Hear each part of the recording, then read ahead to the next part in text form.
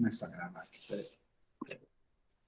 Boa noite a todos. Vamos retomar nosso estudo maravilhoso da nossa jornada, do livro Vitória sobre a Depressão, de Joana, nosso querido Divaldo. E antes de começar, vamos fazer a nossa oração, né?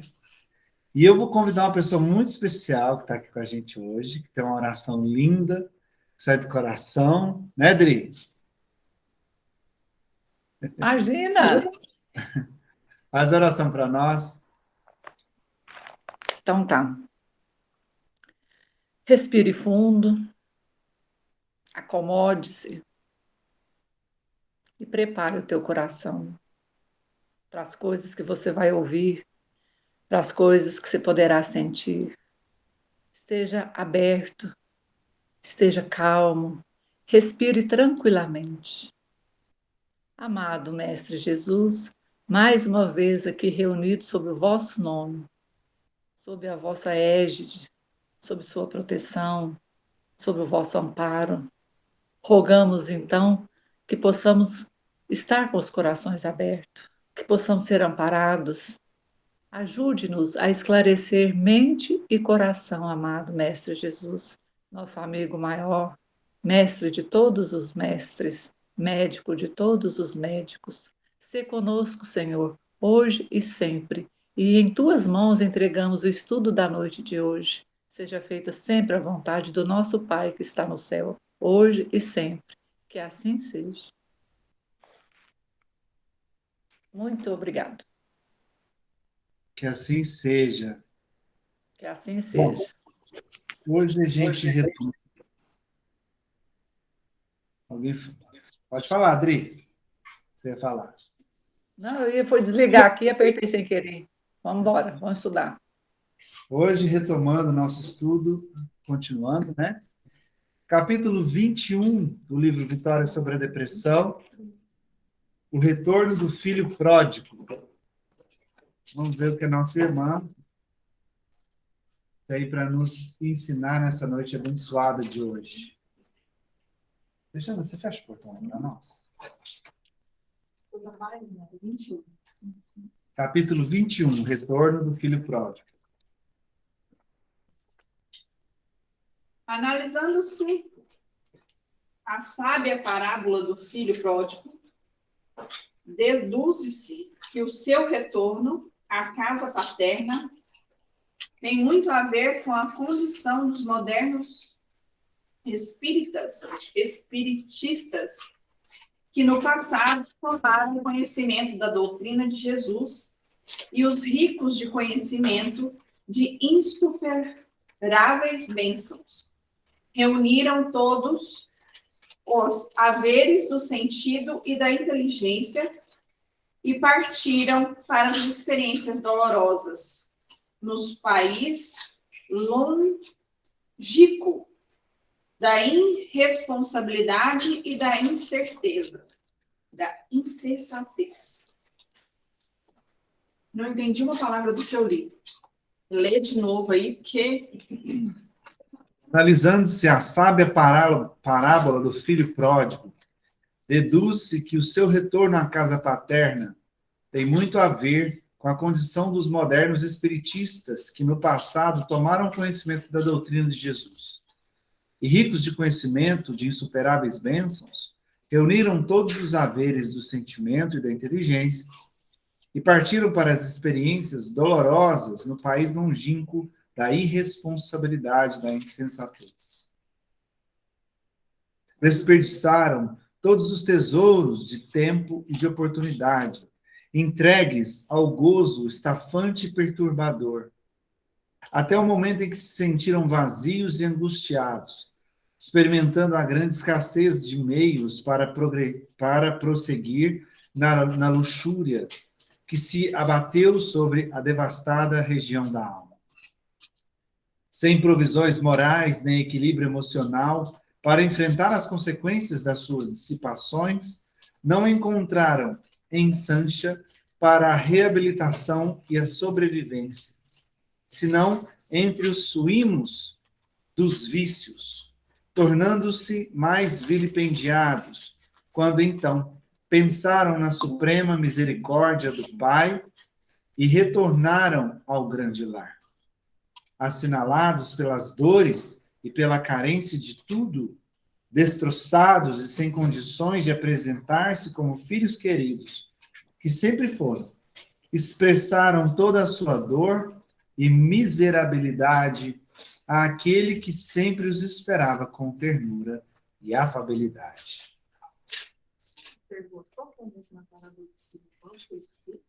A parábola do filho pródigo, me ajuda aí quem souber. É aquele que sai, que deixa o pai, né? E ele abandona o lar, ele sai para o mundo, né? Então, quando ele retorna já mais velho, e o irmão dele ficou com o pai, ajudando o pai na labuta, no trabalho, né? E quando esse filho retorna, o pai, então, decide dar uma festa de boas-vindas para ele. E o filho, o outro filho que estava lá, questiona, não, eu estive aqui com o senhor o tempo todo, sempre estive aqui com o senhor nunca me falou nada, e ele que vai embora e retorna, se eu dar uma festa para ele. Então, se eu estiver falando alguma coisa errada, se alguém souber mais do que eu... Ele foi embora e gastou todo o dinheiro. Ele gastou todo o dinheiro do que o pai deu para ele, né, e retorna de mãos vazias, né? E é recebido com festa, não é isso? É isso, Adriana? Tô certo? Sobre essa parábola? É isso mesmo, né? Ele pede a parte dele da herança e vai para o mundo e gasta tudo que tem. Desperdiça, né? Desperdiça sua saúde, sua vida, seu dinheiro, tudo com os gozos passageiros. E depois precisa retornar ao pai. E o pai o recebe sem julgamento. Exatamente. Eu estava esquecendo da herança, tá vendo? Ainda bem que vocês me ajudaram. Ou seja, foi, gastou tudo, né? Desperdiçou tudo, mesmo assim ele é recebido com amor pelo pai. Então ela faz um comparativo, pelo que eu entendi aqui, de nós espíritas ou espiritistas, que o termo é igual, né?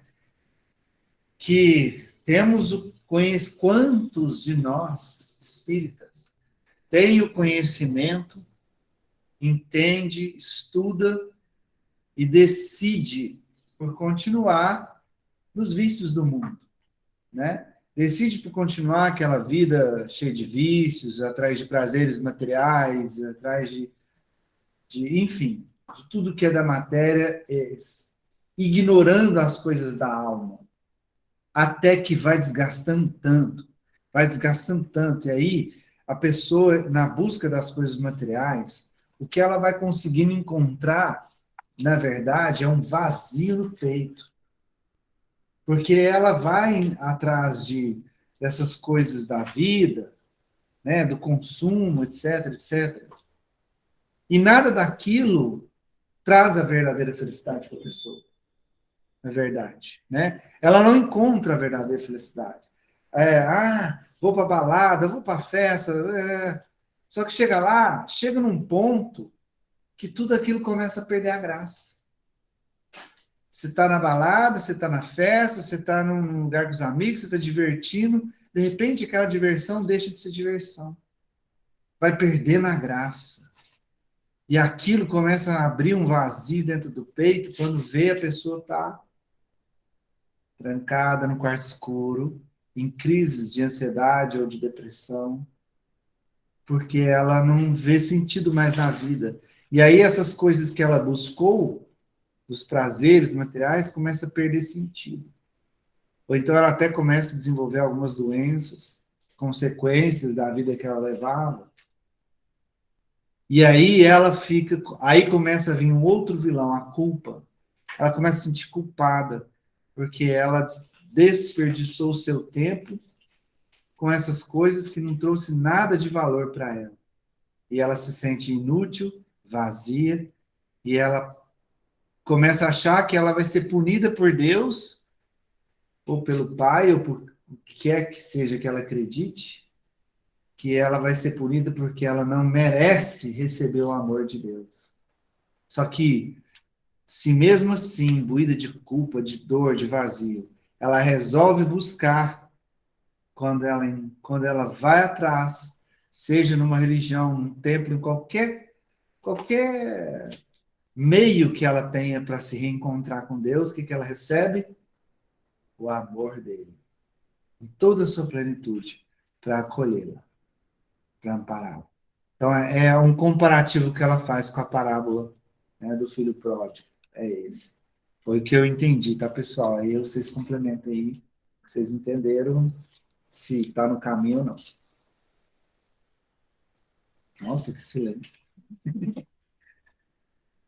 É isso, Dri? Concorda com o meu raciocínio? É isso mesmo. Essa passagem me faz lembrar uma frase que o padre Fábio de Mello sempre fala dessa parábola, né, do filho pródigo. Que no final das contas, o que quer dizer o filho pródigo, né? Não importa a merda que você fez, volta para casa que o pai te espera. O padre Fábio de Mello fala isso.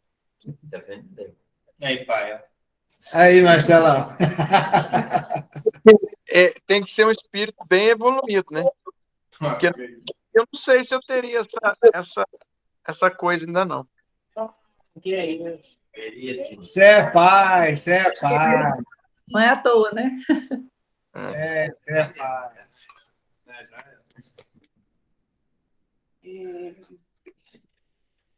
Então, Mas não é simples assim, a pessoa só também quer. Não é simples só a pessoa querer sair ou acreditar em algo para sair daquilo. Às vezes você precisa de um auxílio de alguém que está enxergando aquilo de uma forma diferente. E às vezes, por você só, você não vai. mas aqui ela Porque ainda não aquilo- entrou nesse ponto. Provavelmente ela vai entrar aí na frente. Pode ser. Ela porque, fala assim, da questão assim, quando a pessoa resolve voltar, o nosso grande pai vai estar lá, esperando com todo amor. Ele não está te julgando. Ele está sempre te amando. Ele não está aqui para te julgar. Nunca esteve. Nem para te castigar. Deus não quer te castigar. Ele quer te apoiar, te dar oportunidade, te ajudar a crescer. Assim como o pai faz com o filho. Né? Quantos pais, quantas mães estão lá nos presídios visitando seus filhos? Dando apoio, sabendo que o filho errou, sabendo que o filho fez algo ruim, que prejudicou alguém, ou várias pessoas, mas está lá, está indo visitar, está acolhendo, está levando amor, está levando apoio. Está passando pelo constrangimento de ter que passar por tudo que passa para ir num presídio, né? E está lá porque ama o filho. Eu fiquei sabendo uma história de uma mãe que o rapaz matou o filho dela. E todo dia, no dia da visita, ela ia lá visitar o rapaz. E ele foi ficando sem graça, porque, cara, afinal de contas, ele tinha matado o filho dela. E aí, um dia ele perguntou para ela, mas minha senhora, o que a senhora está fazendo aqui? Era para a senhora ter um ódio mortal de mim. Não era para a senhora estar aqui fazendo isso por mim. Ela falou assim, você me tirou a oportunidade de fazer isso para o meu filho. Então, como eu não vejo a sua mãe aqui, eu faço por você. Então, eu vou continuar, enquanto eu tiver vida, trazendo esse acalento para você entender o que é um amor de mãe. E já que você tirou o meu filho, eu vou te tratar como filho até o final da minha vida.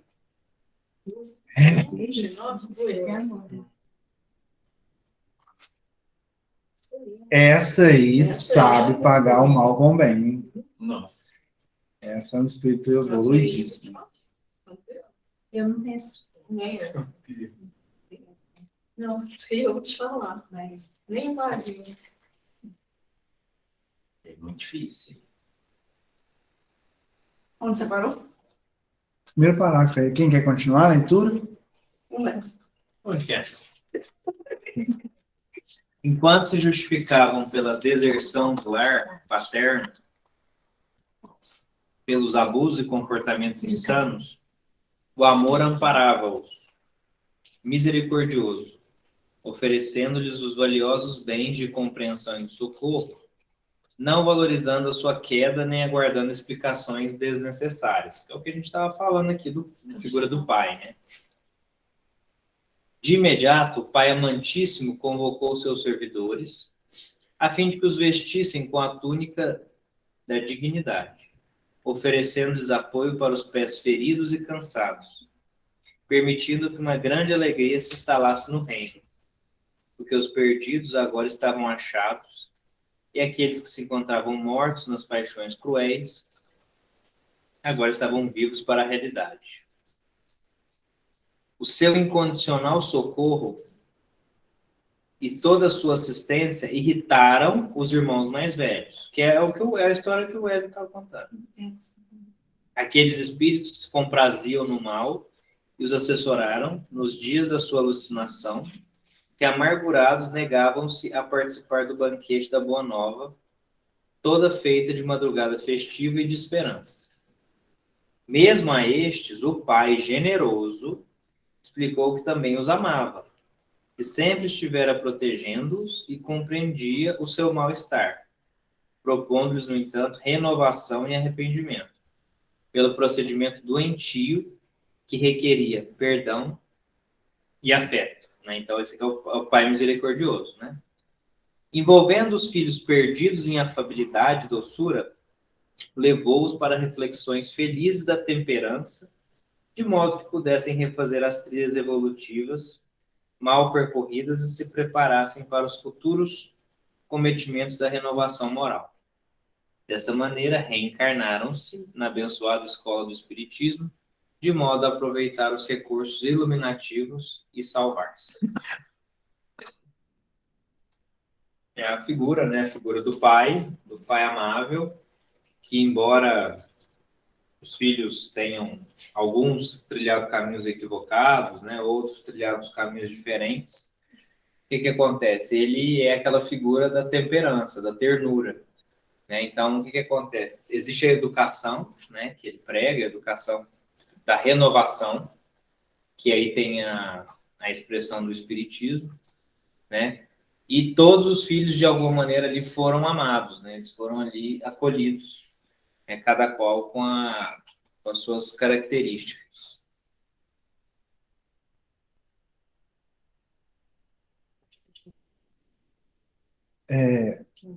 Só um detalhe que me veio agora, que percebem como ela fez uma ligação da parábola em si, Sim, com o Espiritismo. com o Espiritismo no sentido assim, quantos espíritos ainda estão na questão da teimosia, da permanência estacionária no mal? O mal que eu falo assim, nas suas imperfeições.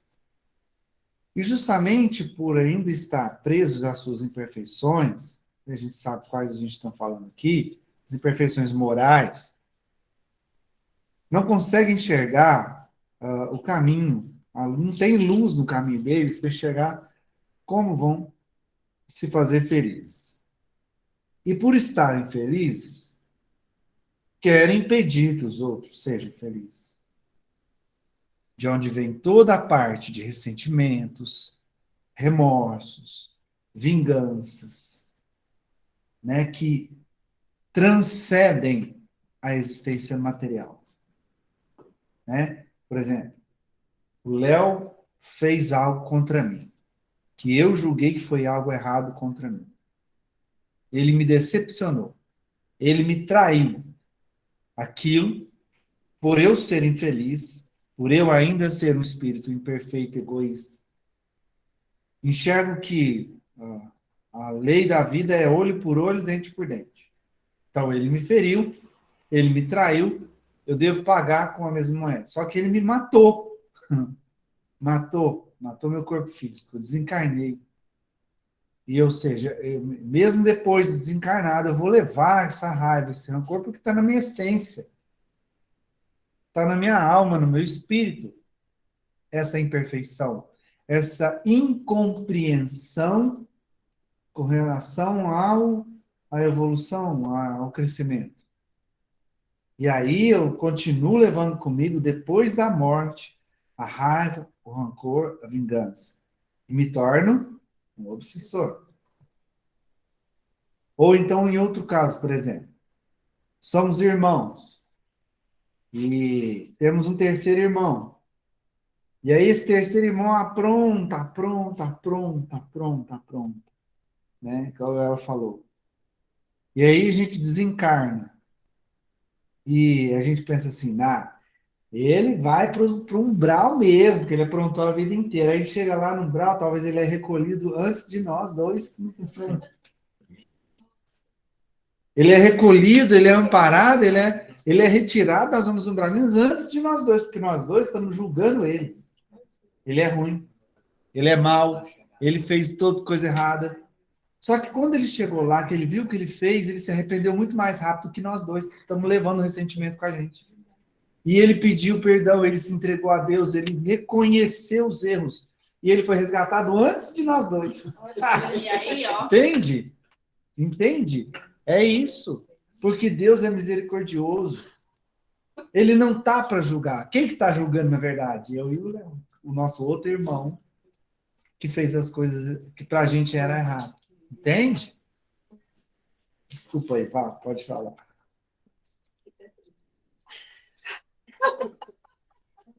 Tá vendo? Sem qualquer dúvida, os cristãos novos são aqueles discípulos infiéis e desvairados que malbarataram as dádivas do amor de Jesus Cristo, se fizeram mensageiros, perdendo-se no lodaçal dos interesses subalternos, trocando a luz pela treva, a alegria pelo tormento, a verdade pela impostura. É compreensível que a sua jornada atual esteja assinalada por desafios que foram colocados por eles mesmos ao longo das experiências anteriores e agora se apresentam para ser atendidos.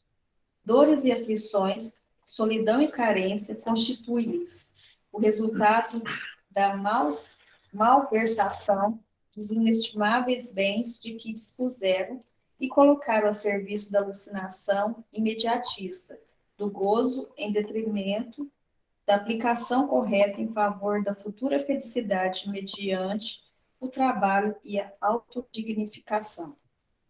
Os ideais que iluminam as suas vidas são as lições ouvidas no lar paterno, antes do renascimento corporal, que ora se lhes incumbiu no cerne do ser, transformando-se em estímulos imprescindíveis para o resgate dos erros e para a renovação dos compromissos elevados dos quais se divorciaram.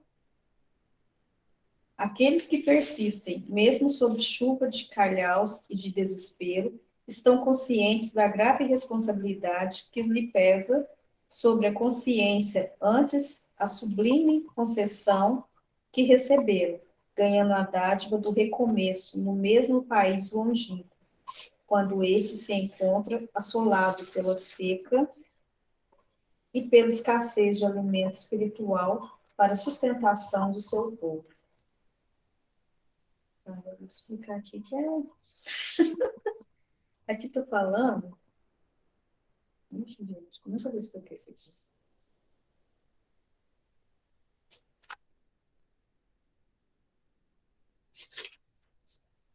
Alguém pode ajudar ela? Oi, gente. Acho que eu vou Tá falando, então, aqui está falando que eu não sei nem começar. A sensação que me deu quando você leu, e eu que te acompanhando aqui, é que ela fala que tudo que a gente passa aqui é exatamente pelas coisas que a gente buscou lá atrás. Isso, eu entendi. Tanto é que ela fala na figura dos cristãos Cristãos novos que Aham. malbarataram. Isso, Até os outros malbaratando. cristãos, que fizeram mau uso. Ah, tá. Naquela época, gente, há 2.000 anos atrás, Jesus ensinou tudo pra gente, né? E quem falou que a gente aprendeu alguma coisa? Agora, a gente está começando a aprender. A gente continua. Pensa, 2.000 anos, 2022 anos depois, a gente está começando a aprender o que ele falou. Difícil. Ô bando de povinho teimoso esse, hein? Ô povinho teimoso. Compreendendo que os irmãos mais velhos, arraigados no erro e no crime, que se demoram na erraticidade. Nossa, tem muita palavra difícil. Continue, Alexandre. Não, pode continuar. Não pode ler. Bom, se você não enxerga. Não. Compreendendo que os irmãos mais velhos arraigados no erro e no crime, que se demoram na erraticidade, enciumados e raivosos, espreitam-nos, sofrem-lhes o assédio, mas não desanimam, porque o seu rumo tem para com eles uma grande dívida, que é o desamor que lhes devotaram, abandonando-os oportunamente, quando, por sua vez, necessitam de auxílio de compreensão. Traídos uns, enganados outros, caluniados diversos e perseguidos em sua grande maioria, enlouqueceram de dor e ainda magoados, recusam-se a recebê-los no coração, empedernido, optando pela vingança, em que, por quanto se comprazem. Não admitem ficar à margem, ao mesmo tempo que eles, os seus algozes, são recebidos em festa e aqueles que se sentem vitimados não fruirão, em todo esse tempo, a alegria da convivência com os seus afetos desfeitos, nem com as esperanças perdidas. Nossa, é complexo isso aqui hoje. Eu entendi, assim, que mesmo aqueles espíritos que estão presos no crime, né, há 2000 anos, mesmo no estado de espírito, não encarnado, mas como espíritos, eles também sofrem, estão tentando melhorar, mas eles sofrem lá, mas eles não desanimam não, né? Porque eles precisam de auxílio, eles precisam melhorar. Então, uns foram traídos, ele está falando aqui, uns foram traídos, outros enganados, outros caluniados, eu estou pensando lá, outros caluniados e perseguidos, porque está muito complexo. Outros enlouqueceram de dor, mas eles precisam, outros foram pela vingança, mas eles precisam persistir para evoluir. Acho que é isso, né, Ellen?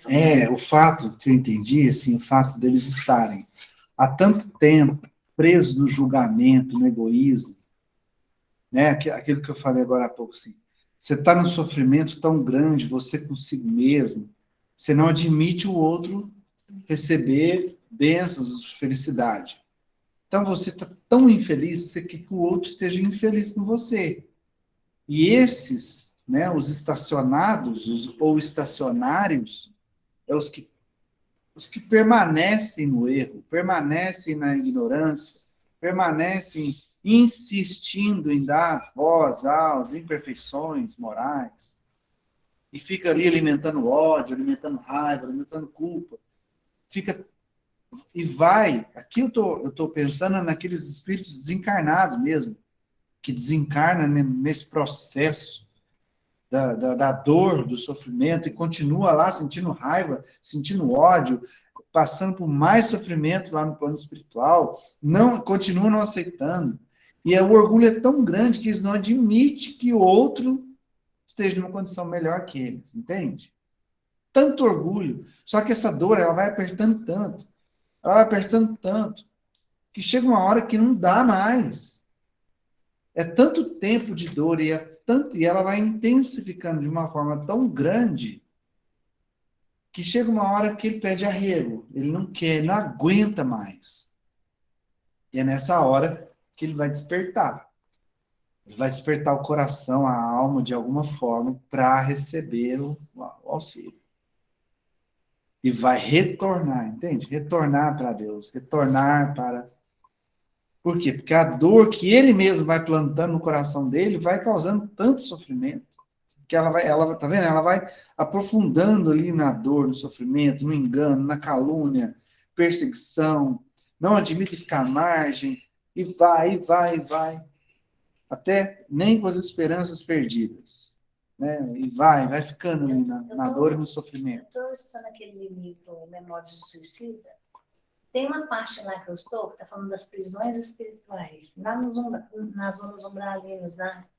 E aí mostra o carinho, a atenção dos coordenadores, que é até um padre, um sacerdote, lá da prisão lá, que estão aquelas pessoas que fizeram muito mal, mataram muitas pessoas, que não conseguiram fazer reforma íntima, não conseguiram melhorar, não conseguiram ver os erros deles.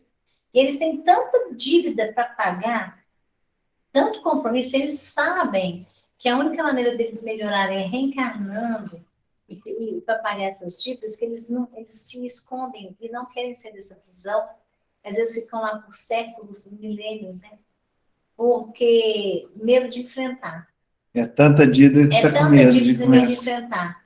Mas aí tem uma parte que eu estou lendo lá, que é até de um rapaz, se você já leu, você sabe, que ele tem tanta dívida que ele não quer reencarnar. Aí a Maria de Nazaré, né? Legião de Maria de Nazaré, são os legionários de Maria de Nazaré. Ela falou que não, que ele precisa reencarnar sim, que ela vai terão espíritos que vão ajudá-lo, para que ele não erre, que ele consiga dar um primeiro passo, mas que ele precisa dar o primeiro passo, porque ela, como mãe dele e como protetora, ela não aguenta mais ver ele naquele sofrimento. Então, que ele precisa reencarnar. É muito bonito. Nossa.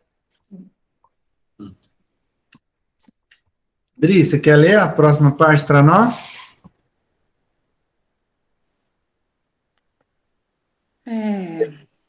Você consegue, tá me ouvindo aí direitinho? Sim, muito bem.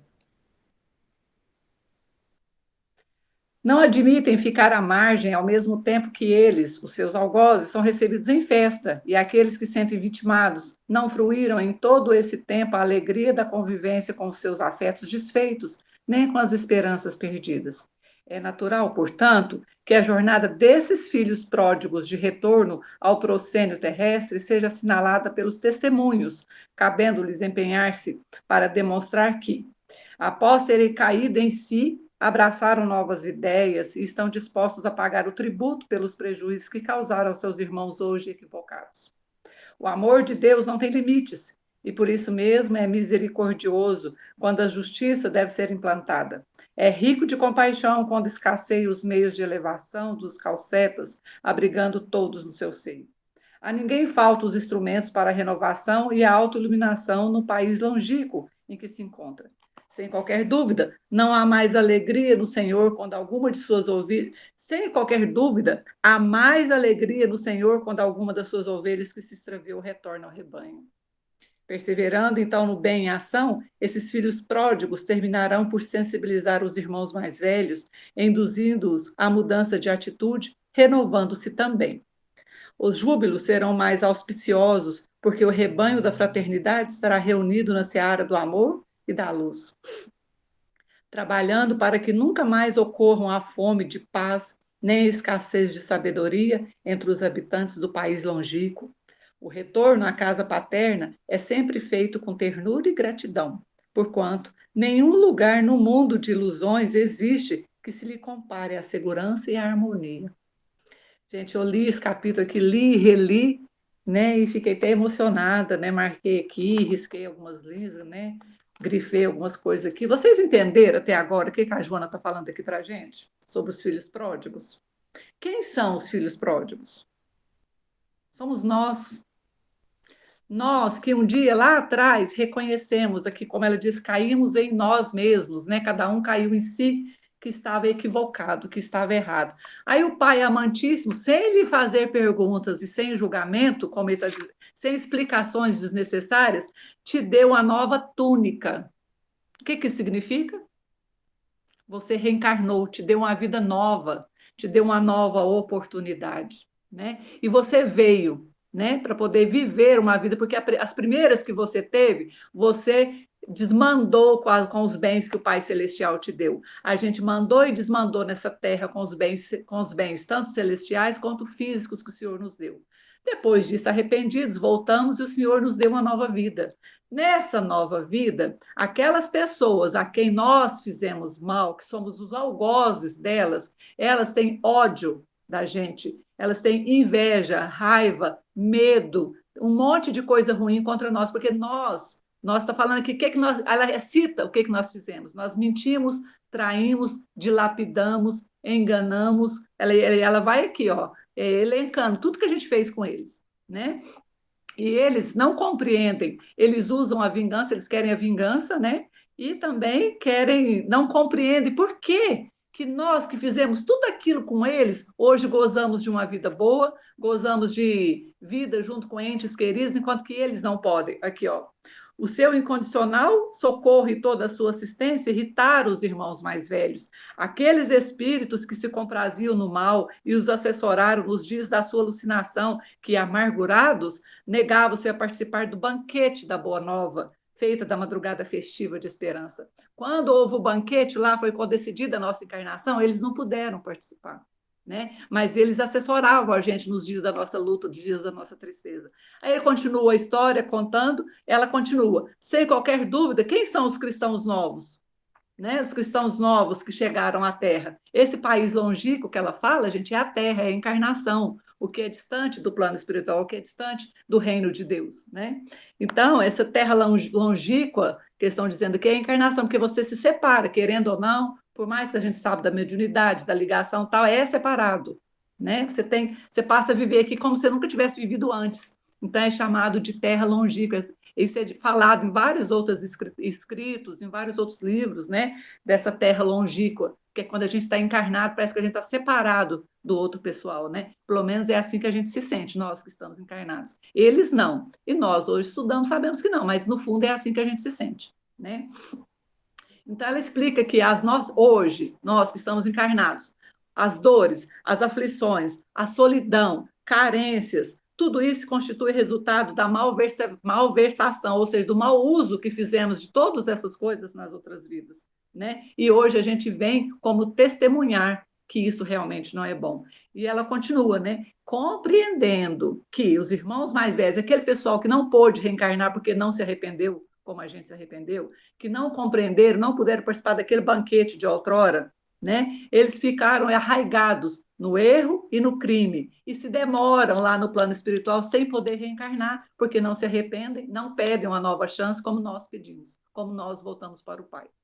Então, eles estão enciumados, com ciúme de tudo e com raiva, e ficam nos espreitando, é a obsessão, sabe? Aqueles que estão sempre conosco, que têm uma ligação kármica conosco por causa do nosso passado, né? Espreitando, e com isso eles sofrem mais ainda, porque a gente sofre deles o assédio, mas não desanimam, porque a seu turno tem para com eles uma grande dívida. Por que o Senhor permite essa ligação? Nós temos uma grande dívida com eles e agora eles também têm uma grande dívida conosco. No tempo que era preciso que a gente amasse eles, o que a gente fez? A gente destruiu eles. Então, ele fala aqui, ó, na verdade, né, tem para com eles uma grande dívida. Nós ainda temos para eles uma grande dívida com eles. Por quê? Porque é o desamor que a gente devotou a eles. A gente abandonou eles quando na oportunidade, quando a gente deveria amar, a gente abandonou. Quando eles necessitavam de auxílio e compreensão, eles foram abandonados, foram deixados de lado por nós, entendeu? Então, eles se sentem enciumados, estão muito equivocados, mas é como eles se sentem, e o Senhor permite isso. Assim eles aprendem conosco e nós aprendemos com eles, né? Uns foram traídos, aquela elencando, ó, traídos uns, enganados outros, caluniados diversos, perseguidos, em sua grande maioria, enlouqueceram de dor. Vocês já pararam para pensar o que essas pessoas, esses espíritos que hoje estão desencarnados, passaram em outras vidas conosco? Porque eu tirei a terra deles, porque eu matei a família deles, porque eu estuprei a filha deles, porque a gente fez esse monte de coisa. E eles enlouqueceram de dor, de ódio, de pavor, de tudo que vocês pensaram de ruim. Então, eles nos perseguem. Nós, os filhos pródigos de hoje, os novos cristãos, sofremos tudo isso. Né? Espírita não, gente, é todos que são cristãos que já podem compreender isso, né? Então, não admitindo ficar à margem ao mesmo tempo que eles, os seus algozes, são recebidos em festa. Então, eles ficam à margem, enquanto os algozes deles, que somos nós, somos recebidos em festas. Em festa. É compreensível que eles tenham ódio e tenham pavor da gente. Não gostam da gente, quer ver a gente instruída a qualquer preço. A gente vê nas falas, em sessão de desobsessão, eu já ouvi falas assim, de ficar com a boca aberta, literalmente, com a boca aberta, sem ter resposta para dar. De tamanha dor e tristeza daquela pessoa, de tamanho ódio que aquela pessoa sente. Como pode caber tanto ódio assim no coração, né? E independe se está encarnado ou não, a gente tem, o ódio é a mesma coisa, tem uma força incrível, né? Como já dizia Zíbia Gasparetto, o amor tem um poder incrível, o ódio também. O amor tem o poder de ligar, o ódio também. A única diferença é que o amor tem paciência para continuar, o ódio tem tempo para acabar. Mas a força dos dois são iguais. Então, a gente tem que tomar muito cuidado com isso, né? Ela continua, ó, é natural, portanto, que a jornada desses filhos pródigos de retorno, né, ao cenário do pai, né, seja assinalada pelos testemunhos, né? Se o pai permitiu que a gente retornasse, agora nessa encarnação, a gente está testemunhando, é tempo de testemunho, né? Cabendo-lhes empenhar-se para demonstrar que, após terem caído em si, então, cada um de nós caiu em si, né? Abraçaram as novas ideias e estão dispostos a pagar o tributo pelos prejuízos que causaram aos seus irmãos hoje equivocados. Gente, isso é bonito demais. Eu li isso aqui, eu chorei, eu fiquei emocionada, eu li de novo, né? Nós somos esses filhos pródigos, né? Esses novos cristãos de agora, né? Que vieram nessa reencarnação agora, nessa vida de carne, agora no corpo de carne, agora, nessa vida de agora, na transição planetária, são os filhos pródigos. Somos aqueles que erraram muito no passado e, uma vez sendo reconhecido, pediu uma nova oportunidade ao Senhor, ao Pai, e o Pai nos vestiu com a túnica nova, uma vida nova, com oportunidade nova. Cabe agora nós testemunhar a nosso favor mesmo e a favor de todos esses que hoje estão nos obsediando, que estão nos espreitando, nos seguindo, nos desejando mal, simplesmente amá-los. Isso não significa que você tem que chamar para você vir dormir no cantinho da sua cama, não. Apenas demonstre com a sua mudança de verdade do seu coração que você realmente deseja o bem para todos. Permita que o bem se instale no seu coração de uma vez por todas e deseja o bem para todos. Aí no fim que ela fala, né, que se você perseverar no bem em ação, né, esses filhos pródigos terminarão por sensibilizar esses que ficaram, né, induzidos à mudança de atitude e se renovando também. E uma vez eles se renovando, a festa, que é os júbilos, serão auspiciosos. Então, será todo mundo junto, como se fosse uma grande festa, todo mundo comemorando, se abraçando como amigos, se perdoando de uma vez por todas, se amando de uma vez por todas, né? O retorno à casa paterna é sempre feito com ternura e gratidão, porquanto nenhum lugar no mundo de ilusões existe que lhe compare a segurança e a harmonia de estar na presença de Deus. Maravilhoso. Uau! Parabéns, Show de bola. Rê. E o retorno à casa paterna, né? Quando chegarmos Isso. nesse ponto, retornar ao Pai. Isso. Retornar Quando terminar nosso testemunho aqui, a gente retorna. E aí, como que vai ser esse retorno? E outra, ele fala de um retorno aqui de muita gente. Estou falando do meu retorno, do seu não. De um modo geral, né? Porque com a transição planetária haverá um grande retorno. Né? Aí nos encontraremos. E aí? E o pessoal que a gente prejudicou? Já conseguiram nos perdoar? Viram em nós mudanças? Que a gente falou aqui, ó, que estava propondo, se dispondo a pagar tributos pelo mal que fizemos. Pagar tributos hoje, o que é? Não é dar dinheiro mais, é amar, é servir. Pois é, por isso que nós temos que realmente trabalhar muito, né, Adriana? Com Trabalhar certeza. bem e Temos que perseverar. trabalhar muito, muito, muito. Muito grande, gente, é muito. Nossas vidas são muitas. Maravilhoso. A interpretação. Entendeu o ponto de vista? Maravilhoso, é isso. Adriana. Aí vai revertar na próxima aula, entendeu? Porque vai falar de mediunidade com Jesus. Gente, para de me comparar com o cara, eu não dou conta, não. Eu não estou falando muito hoje, não, mas a aula da Adriana foi uma aula, hein? Porra, parabéns. Ai, que bom, então. Muito bom. É isso aí mesmo. É isso aqui que ela quis dizer com isso. Nós somos os filhos pródigos. Não se esqueçam nunca disso. Me chamou muita atenção essa frase. perseverando no bem em ação. Em ação. É agindo, Agindo, trabalhando, servindo. fazendo. Né? É buscar, fazer, aprender, estudou, colocar em prática, servir o tempo todo, agindo, agindo, agindo. Né?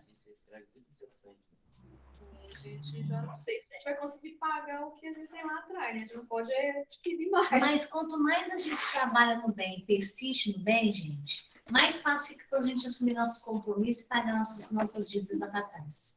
Eu percebo assim. A gente aceita mais fácil. A senhora não está deixando aumentando? Mantendo, tá bom. Mais Muito eu estudo, mais eu convivo, mais eu vejo tanto de pessoas que eu prejudiquei lá atrás, mais eu fico sabendo, a gente vê que na obsessão aparece, você vê tanta coisa que você fez. E aí, eu oro todas as noites, eu peço para Deus, eu quero a oportunidade de reparar todos os meus erros atrás. Eu quero reparar, que seja em milênios, vários, não quero saber. Eu quero reparar, eu quero melhorar e evoluir. E se puder eles me evoluir comigo, melhor ainda. E se eles estiverem junto comigo aqui, vai ter que trabalhar comigo, vai ter que rezar comigo, vai ter que ficar comigo desse jeito. É assim, pronto, acabou. Aí teve um que falou assim para a Cris, que vai me perseguir lá no umbral. Eu falei assim, é ótimo, é lá que nós vamos começar. E lá no umbral, ele que nem sabe que você vai fazer evangelho no lar no umbral. É, povo bobo. E o detalhe, né? Primeiro, que ele falou da ação, ela falou da ação, né? E outra, quando você falou, né, do livro lá, Das prisões da prisão, ele tá vendo que ele tem tanta dívida para pagar que ele não consegue ter ânimo nem para começar, ele quer ficar lá, quietinho, né? Só que Deus não vai cobrar de uma vez. É um passinho de cada vez. Tem que dar o primeiro passo, depois dar o segundo, depois o terceiro, e aos poucos a gente vai. Aos poucos, a dívida vem em parcelas, num carnê grandão, você vai pagando aos poucos. Mas também, a gente precisa lembrar daquela frase de São Paulo, né? Tá lembrado? Já reencarnava, não suportável, já reencarnava. Só que a gente suportável. A gente fez para essas pessoas, a gente não dá conta. Pois é. Você encarnava, você já desencarnava, já não suportava. Não. O que é a frase que você ia falar, Adri? Você está falando aí que a pessoa vai nascer, a pessoa reencarna quando tem essas dívidas muito altas, com inúmeras dificuldades, né? De doença, de deficiência, de um monte de coisa. Tudo bem. E será uma encarnação após a outra. Mas, como já disse São Paulo, né? Somente o amor cobre uma multidão de pecados. Né? Porque, assim, se o espírito escolhe também vir em missão, em trabalhar, ele vem saudável, inteligente, com recursos para poder trabalhar em prol do próximo, em prol do outro. Se ele faz isso corretamente, né, esse pecado, essa dívida que ele tem também vai diminuindo, porque se ele fizer isso com amor, com verdade, né, perante o coração de Jesus, que não pode ser traído nem mentido, então essas dívidas também são atenuadas, pois lá no Evangelho não está escrito que o rei foi cobrar do seu servo, como o servo não tinha dinheiro para pagar tudo, ele falou, não, você me paga somente uma parte dessa, mas me pague de uma vez toda. Não é assim? Né? Tá aqui no Evangelho. Então, o Senhor faz isso também para nos ajudar, né? E uma vez você fazendo isso, você ameniza a sua dívida. Tem a história também do Espírito, que quando ele estava aqui na Terra, ele foi um governador. E ele dilapidou o patrimônio do Estado que ele dirigiu, ele roubou muito politicagem, né? Quando foi para reencarnar, quando ele tomou consciência que ele estava errado, ele pediu para reencarnar, então, sem mãos, porque ele não podia roubar nunca mais. Aí eles falaram para ele assim, não, a gente não quer isso, não, aqui a gente quer que você reencarne com a inteligência que você tem de outras vidas, que é a medicina. Com a sua inteligência, você vai salvar muitas vidas, você vai trabalhar em hospital público, vai viver do que ganhar em hospital público, mas vai ajudar a salvar muitas vidas, principalmente crianças. Né? Ele falou assim, não, não mereço isso não, mereço ser aleijado. Pronto, reencarnou lá sem as duas mãos. O que adianta isso? Se eu tivesse reencarnado com a inteligência dele, ajudado mais as pessoas, né? Com certeza ele pagaria muito mais a dívida, porque nasceu aquela criancinha lá, enquanto a babá colocava a papinha na boca dele, ele queria que eu toquinho de braço. Então, se eu tivesse deixado, né, para poder pagar de outra forma, enfim, o espírito pode fazer essa escolha. A gente não tem noção, a gente acha que é uma dívida assim que você vai pagar cegamente, as coisas não são assim. As coisas são negociadas, são gerenciadas por Deus, por Jesus Cristo, mas também são negociadas com a gente. O Senhor não vai mandar coisas que você não pode fazer, que você não tem condições de fazer, mesmo que isso fique lá para o futuro. Nunca se esqueça disso. Ele nunca coloca, né, fardos muito pesados em ombros fracos. Rodrigo, Oi, filha. com quem que eu falo para negociar? Vou negociar já, porque eu já estou... Você já negociou a sua lá, já está tudo pronto. Você faz seu serviço aí e fica quieta. E não esquece que eu te amo muito. Já está tudo negociado, seu. Tudo certinho, tudo arrumadinho. Agora você faz favor de trabalhar e não reclamar, não. Agradece, né, Dri? Agradece. E agradece ainda. Faz igual o Chico. O Chico tomava um tombo na rua e ainda tinha que agradecer ainda. Tá assim nós, tá assim nós. Eu falei para você para nós sair a tempo. Você não quis, agora aguenta. Rodrigo, Oi. não quero mais, não. Não adianta fazer beicinho, não, né, Dri? Tem que pagar, Não, né? tá fazendo beicinho? Não tá, não. O pau vai cair a folha. Eu não quero mais, não. É o livro que eu estou lendo aqui, Os Herdeiros do Novo Mundo, sobre a transição planetária, sobre a embarcação de milhões de espíritos de uma vez só para ser retirado do planeta Terra. Sabe? Nossa. É incrível. E os motivos pelos que são retirados. Você está achando que às vezes é porque é assassino, é porque é estuprador? Não, é porque é mentiroso, é porque é falso. A gente acha que isso não é nada. Perante Deus, isso é gravíssimo. Nossa, é interessantíssimo. Nossa Senhora. Ai, ai, ai. Ai, ai, ai, dá até medo. Ai, meu Deus, eu achei que eu já estava boa, porque eu não mato e não roubo. Hoje eu estava assistindo aqui a palestra da Luiz, lá da outra casa que eu participo. Eu falei, você está achando que matar você não mata, não? Eu falei, não matei ainda não. Eu roubar, você roubou hoje? Eu falei, nem hoje, nem hoje, não roubo também não. Eu falei, você está achando que tá bom, né? Aham, não te falar nada, não. Vamos encerrar, então? Quem gostaria de fazer a prece, o encerramento? A gente encerrar.